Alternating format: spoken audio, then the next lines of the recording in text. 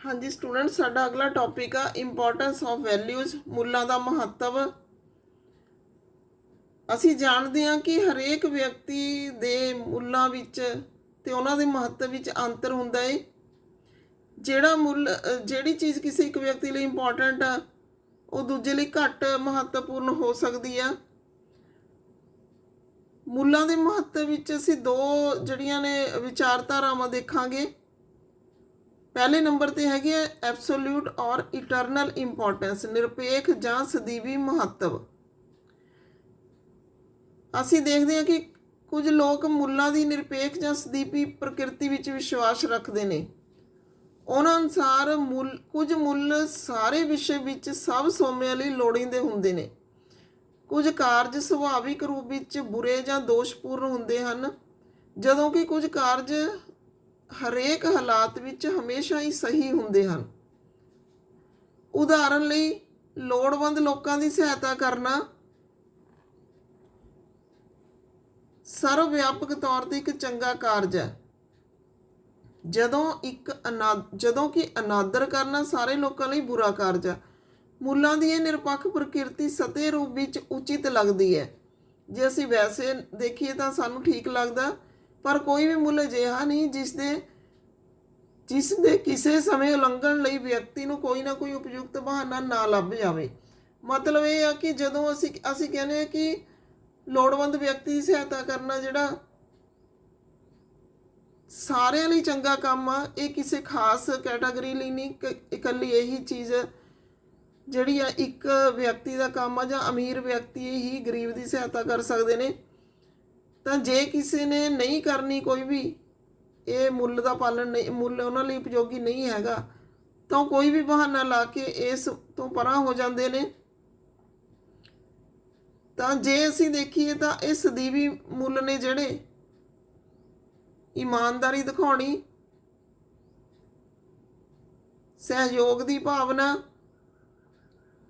ਮਿਲਵਰਤਣ ਦੀ ਭਾਵਨਾ, ਦੂਜੇ ਦੀ ਸਹਾਇਤਾ ਕਰਨ ਦੀ ਭਾਵਨਾ, ਇਹ ਸਾਰੇ ਕੀ ਨੇ? ਨਿਰਪੇਖ ਤੇ ਸਦੀਵੀ ਮੁੱਲ ਨੇ ਜਿਨ੍ਹਾਂ ਦਾ ਮਹੱਤਵ ਆ। ਦੂਸਰੇ ਨੰਬਰ 'ਤੇ ਸਾਡੇ ਕੋਲ ਆਉਂਦੇ ਨੇ ਸਾਪੇਖਿਕ ਮੁੱਲ, ਰਿਲੇਟਿਵ ਇੰਪੋਰਟੈਂਸ। ਤਾਂ ਹੁਣ ਦੂਸਰੇ ਲੋਕ ਨੇ ਜਿਹੜੇ ਉਹ ਸਾਪੇਖਤਾ ਵਿੱਚ ਵਿਸ਼ਵਾਸ ਰੱਖਦੇ ਨੇ। ਇਹਨਾਂ ਅਨੁਸਾਰ ਮੁੱਲ ਸਥਿਤੀਆਂ ਵਿੱਚ ਅਨੇਕਤਾ ਸੰਭਵ ਹੈ।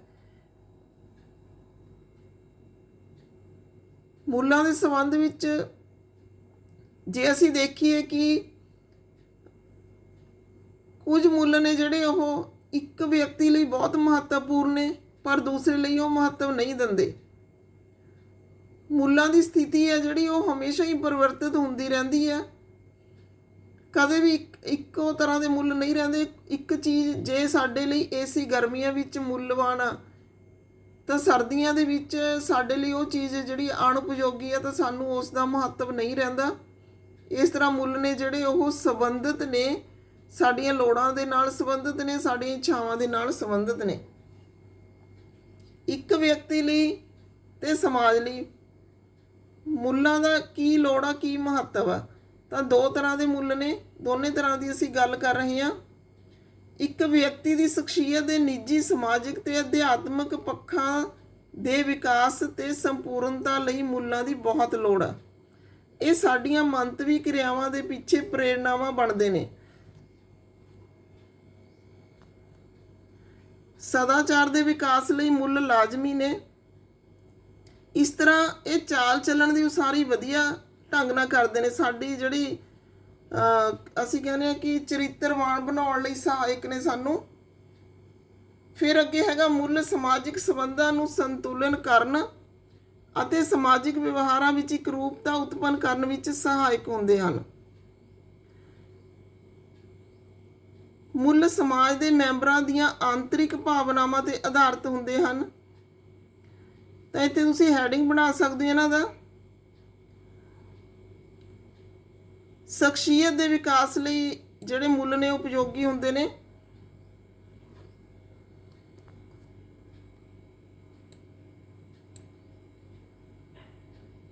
ਸਦਾਚਾਰ ਦੇ ਵਿਕਾਸ ਲਈ ਮੁੱਲ ਲਾਜ਼ਮੀ ਹੁੰਦੇ ਨੇ। ਚਾਲ ਚੱਲਣ ਦੀ ਵਧੀਆ ਉਸਾਰੀ ਲਈ, ਸਮਾਜਿਕ ਸੰਬੰਧਾਂ ਨੂੰ ਸਮਾਜਿਕ ਵਿਵਹਾਰਾਂ ਵਿੱਚ ਇੱਕ ਰੂਪਤਾ ਲੈ ਕੇ ਆਉਣ ਲਈ ਮੁੱਲ ਜ਼ਰੂਰੀ ਨੇ। ਮੁੱਲ ਸਮਾਜਿਕ ਜੀਵਨ ਨੂੰ ਮਨੋਵਿਗਿਆਨਕ ਆਧਾਰ ਪ੍ਰਦਾਨ ਕਰਦੇ ਨੇ। ਤਾਂ ਇਹ ਕੀ ਕਰਦੇ ਨੇ? ਮਨੋਵਿਗਿਆਨਕ ਆਧਾਰ ਪ੍ਰਦਾਨ ਕਰਦੇ ਨੇ ਜੋ ਸਮਾਜ ਵਿਵਸਥਾ ਦੇ ਸੰਗਠਨ ਲਈ ਜ਼ਰੂਰੀ ਹੈ।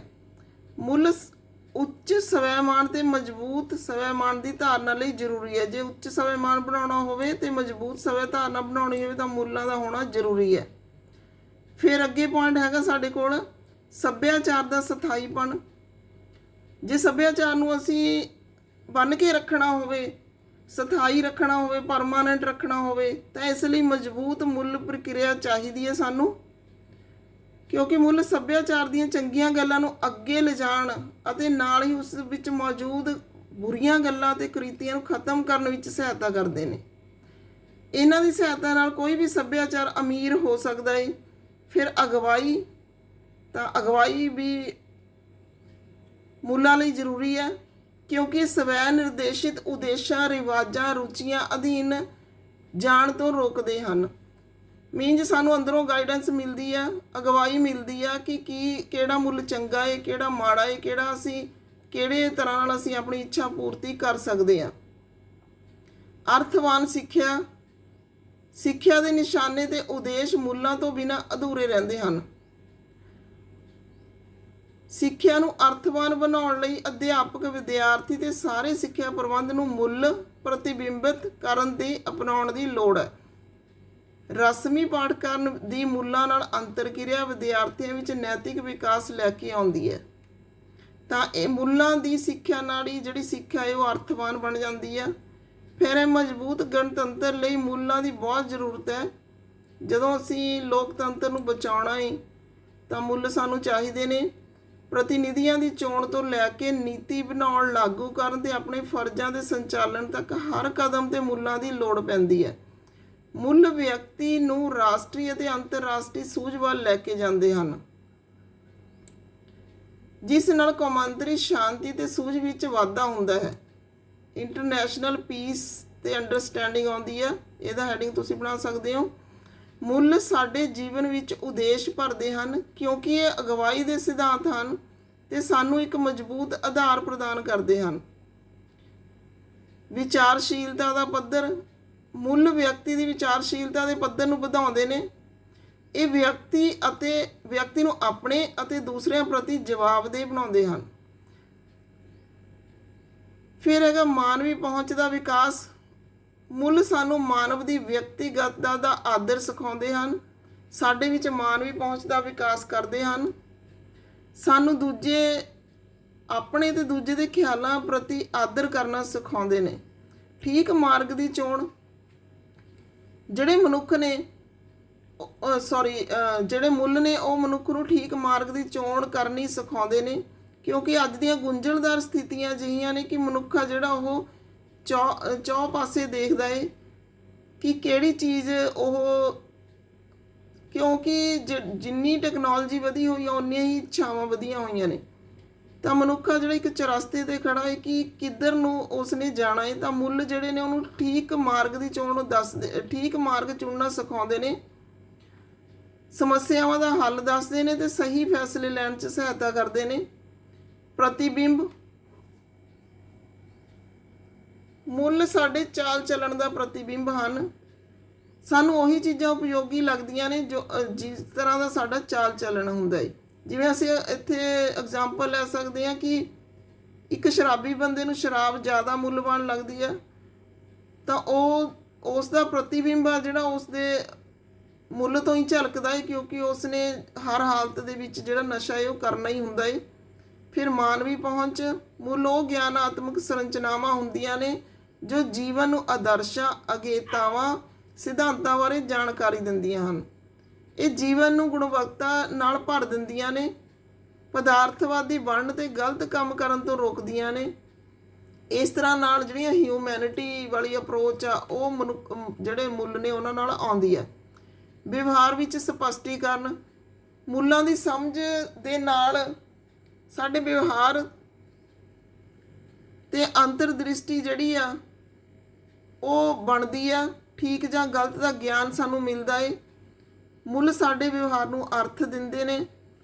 ਸਾਡੇ ਵਿਵਹਾਰ ਦਾ ਸਪਸ਼ਟੀਕਰਨ ਵੀ ਸਾਡੀ ਮੁੱਲ ਪ੍ਰਕਿਰਿਆ ਉੱਪਰ ਹੀ ਨਿਰਭਰ ਹੁੰਦਾ ਹੈ। ਸਵੈ ਦੀ ਸਮਝ, ਮੁੱਲ ਸਵੈ ਨੂੰ ਸਮਝਣ ਲਈ ਸਹੀ ਸੋਚ ਪ੍ਰਦਾਨ ਕਰਦੇ ਨੇ।